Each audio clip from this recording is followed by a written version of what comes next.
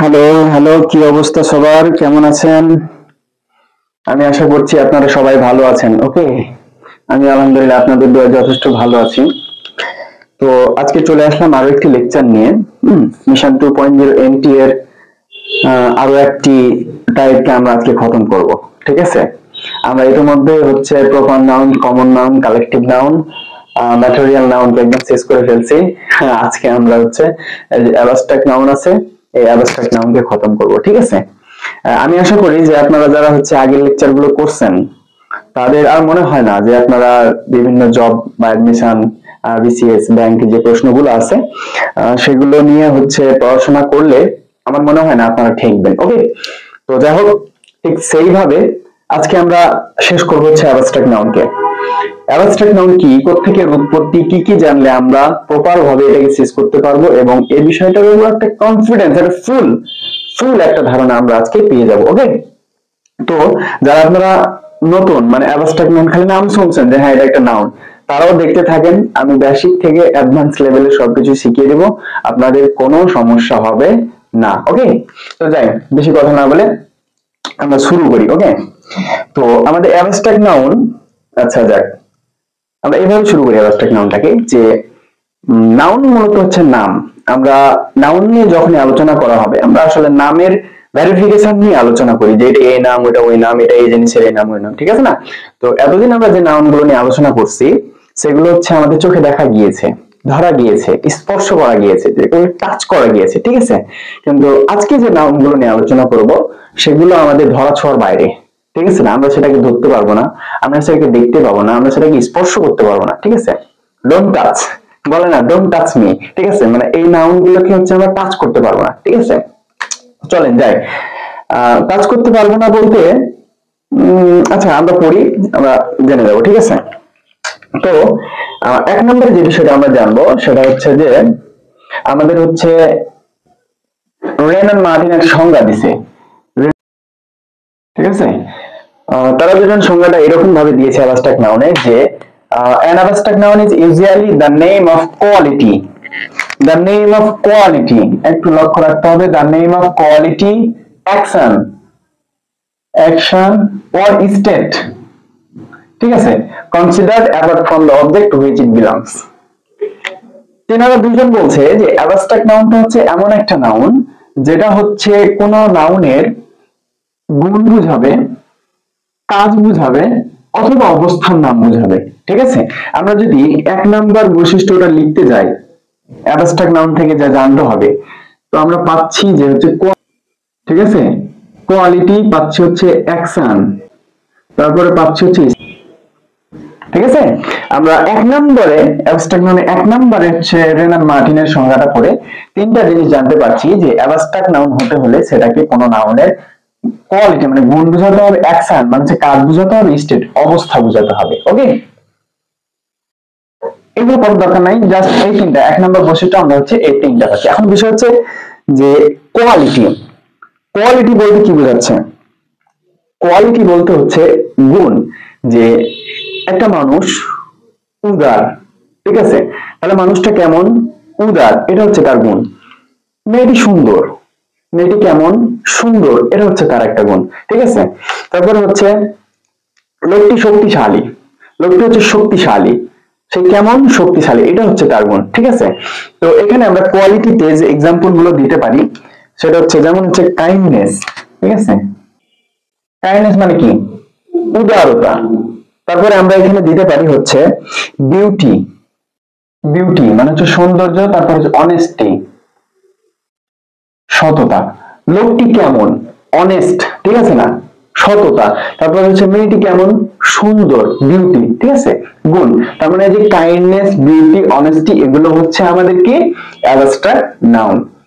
এরপরে যে বৈশিষ্ট্যটা আমাদের সেটা হচ্ছে অ্যাকশন, অর্থাৎ হচ্ছে কাজ। অ্যাবস্ট্রাক্ট নাউন হতে হলে সেটা কাজকে বোঝাবে। ঠিক আছে? যেমন মুভমেন্ট, মুভমেন্ট মানে কি?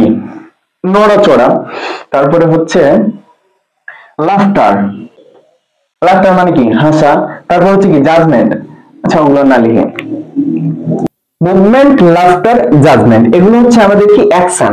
একটা কথা হচ্ছে যে আমি একটু আগে বললাম, বা আপনারা এটা সংজ্ঞা, অ্যাবস্ট্রাক্ট নাউনের যদি সংজ্ঞা বলতে বলি তাহলে আপনারা বলবেন যে যেসব নাউন হচ্ছে ধরা ছোঁয়া যায় না, চোখে দেখা যায়, চোখে দেখা যায় না, ধরা ছোঁয়া যায় না, সেগুলো হচ্ছে আমাদের অ্যাবস্ট্রাক্ট। এটা আপনারা জানেন, আমি জানি এটা আপনারা জানেন। কিন্তু বিষয় হচ্ছে যে মুভমেন্ট মানে হচ্ছে নড়াচড়া করা, লাফটার মানে হচ্ছে হাসা। তো আমরা তো দেখতে পাই যে একটা মানুষ নড়াচড়া করতেছে, তারপরে আমরা দেখতে পাই যে লোকটি হচ্ছে হাসতেছে বা মেয়েটি হাসতেছে, আমরা তো দেখতে পাই। তাহলে তো সংজ্ঞার সাথে এটা মিললো না ভাই, এটা কি হলো না, তাহলে এটা হচ্ছে অ্যাবস্ট্রাক্ট নাউন না, এটা অ্যাবস্ট্রাক্ট নাউন হতে পারবে না, বা হচ্ছে আপনি যে বুঝাচ্ছেন তার এখানে গন্ডগোল আছে। কোনো গন্ডগোল নাই, আমি বুঝিয়ে দিচ্ছি। আমাদের বিজ্ঞানী রেন আর মার্টিন সংজ্ঞা দিচ্ছে যে হচ্ছে অ্যাবস্ট্রাক্ট নাউন হতে হলে সেটা কোনো কোয়ালিটি, অ্যাকশন, স্টেট বোঝাবে। পরক্ষণে হচ্ছে আমাদের জেসি মেসফিল্ড সংজ্ঞা দিচ্ছে যে ঠিক আছে, অ্যাবস্ট্রাক্ট নাউন হতে হলে কোয়ালিটি, অ্যাকশন, স্টেট এগুলো থাকবে, ঠিক আছে, এটা নিয়ে সমস্যা নাই। কিন্তু can not be seen, can not seen মানে হচ্ছে চোখে দেখা যায় না, এটা সব সময় প্রযোজ্য না। বিষয়টা একটু ভালো করে খেয়াল করেন যে জেসি নেসফিল্ড বলছে, জন কানিংসন নেসফিল্ড বলছে যে অ্যাবস্ট্রাক্ট নাউন দশগুণ অবস্থার সংখ্যা বোঝাবে, স্পর্শ করা যায় না, এগুলো বোঝাবে, ঠিক আছে, সমস্যা নাই। কিন্তু সমস্যাটা হচ্ছে যে ক্যান নট সিন মানে দেখা যায় না, এই বিষয়টা সবসময় প্রযোজ্য না। তার হচ্ছে দুইটা উদাহরণ, মুভমেন্ট, লাফটার, জাজমেন্ট। ঠিক আছে, আমি আশা করি আপনারা বুঝতে পারছেন। ওকে, তাহলে গেল হচ্ছে আমাদের অ্যাকশন। এবার হচ্ছে স্টেট, অবস্থা। অবস্থা বলেন, আচ্ছা আপনার অবস্থায় বলেন ভাই, ইংলিশ কিন্তু মহাভারত কিছু না। আপনি আপনাকে একটু জাজ করবেন ভিতর থেকে, দেখবেন ইংলিশ আপনি আপনি যে ওঠা বসা করছেন, চলাফেরা করছেন, এটা ইংলিশ। জাস্ট একটু ভিতর থেকে ফিল করা লাগবে বিষয়টাকে, ঠিক আছে? তো স্টেট, অবস্থা, আপনার অবস্থাটা বলেন। আপনি প্রথমে কেমন ছিলেন? শিশু, শৈশবকাল, তারপরে কোথায় আসলেন? বাল্যকাল, তারপরে কোথায় আসলেন? যৌবন, তারপরে বৃদ্ধ, প্রবীণ, যাবেন এসব। তার বিষয় হচ্ছে আপনার শিশুকালের ইংলিশটা একটু বলেন না। শিশুকালের ইংলিশটা কি? চাইল্ডহুড। এই তো অবস্থা। আপনার শৈশবকাল, এটা হচ্ছে আমাদের অ্যাবস্ট্রাক্ট নাউন। তারপরে আপনি হচ্ছে এই বালককালে, বাল্যকালে আসলেন মানে বয়হুড, বাল্যকালে আসলেন। তারপরে আপনি গেলেন ইয়ুথ, যৌবন হলেন, ইউটিএইচ, ইয়ুথ।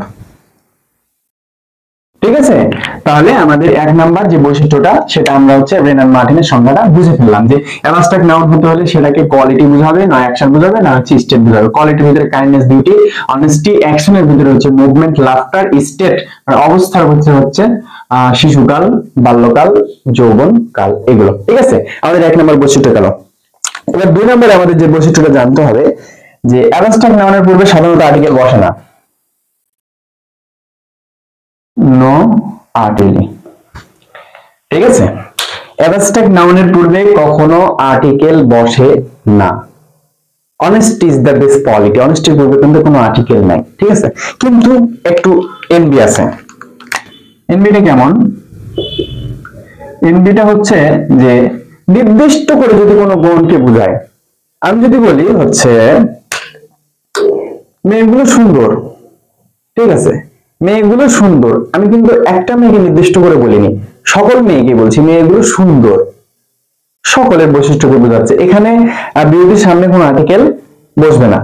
কিন্তু আমি যদি বলি যে হচ্ছে উদারতার বিষয়টা, যে উদারতা হচ্ছে প্রত্যেকটা মানুষের একটা গুণ হতে পারে, ঠিক আছে, কিন্তু আমি যদি উদারতাটাকে হচ্ছে ফিক্সড কোন একটা মানুষকে বলি, যেমন হচ্ছে যে the kindness of Mother Teresa, Mother তেরেসার উদারতা,